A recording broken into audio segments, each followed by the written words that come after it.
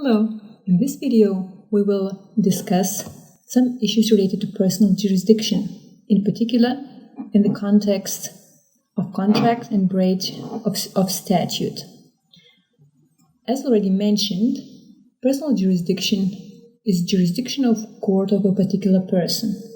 In Australia, courts have jurisdiction over person or over defendant in three cases. First of all, Australian court will have jurisdiction over person if he or she is present within Australia. Second, Australian court would have jurisdiction over the defendant even if he is not present or residing in Australia but has admitted himself or herself to the court's power. This would happen if plaintiffs use a non-resident defendant in Australian courts and defendant does not challenge the jurisdiction of Australian court. In this case, it would be assumed that they accept the jurisdiction of Australian court to hear the dispute. Thirdly, there are a number of special grounds of personal jurisdiction in different cases.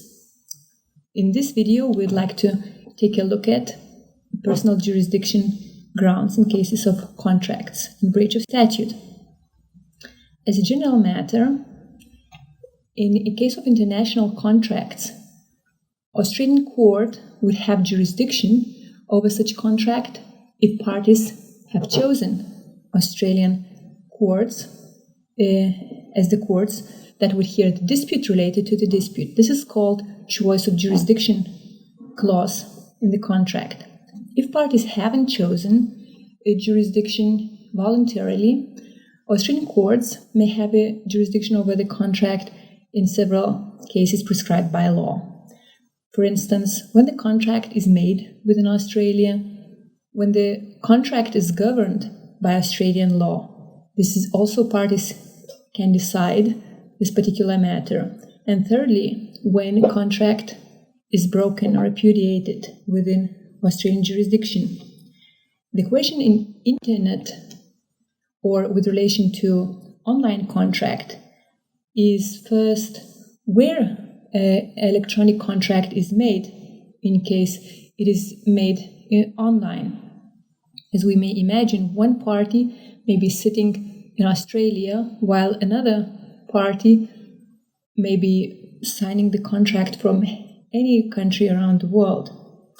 Here we have to look at Electronic Transactions Act of 1999 or corresponding states and territory acts.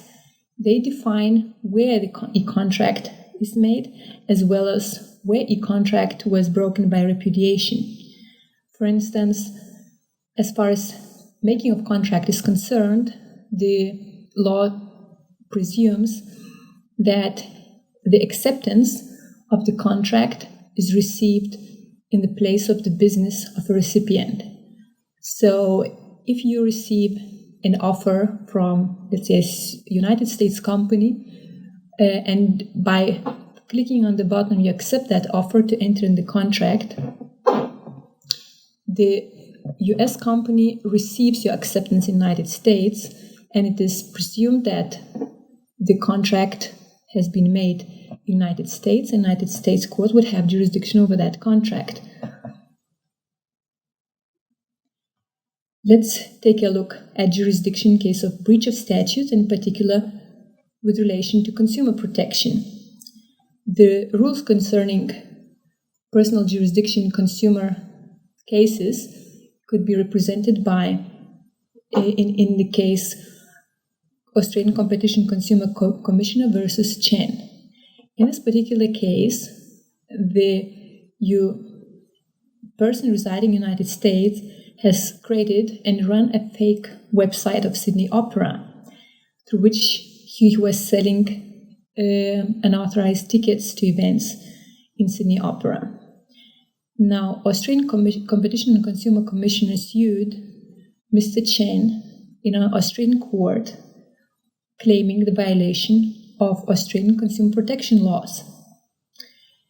Australian court, when deciding whether they have jurisdiction over Mr. Chen residing in United States had to answer the question where misrepresentation of consumers occurred. Was it in Australia, from where Mr. Chen acted, or was it in the United States where Mr. Chen acted, or was it in Australia where consumers were visiting the fake website? The court decided that misrepresentation in e-commerce websites takes place where the damage occurs. That is, where consumers are being misled and deceptive.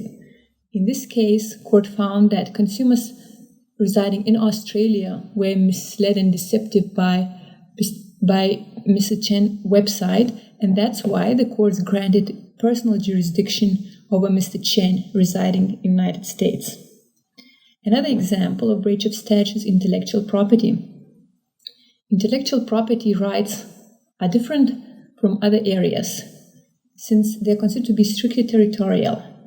It means that Australian courts have jurisdiction only over intellectual property rights granted in Australia and infringed in Australia, and no jurisdiction over any disputes related to foreign intellectual property rights.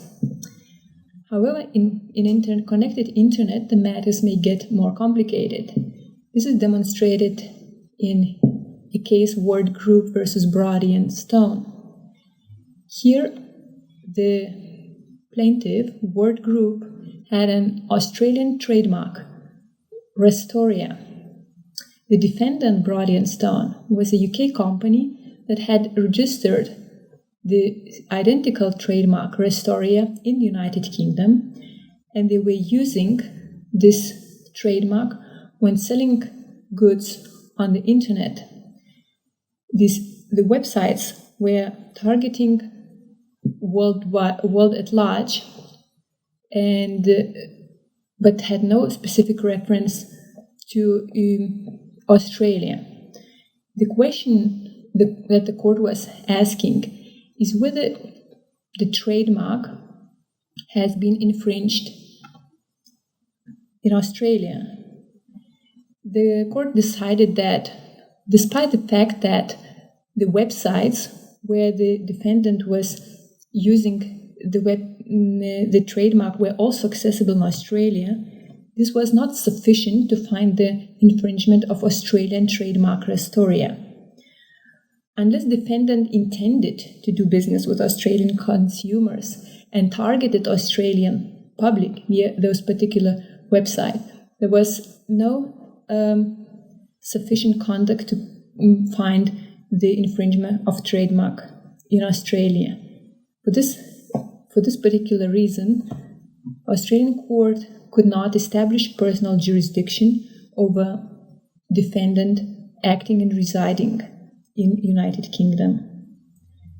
Thank you for your attention, and in the next video we'll discuss personal jurisdiction over torts.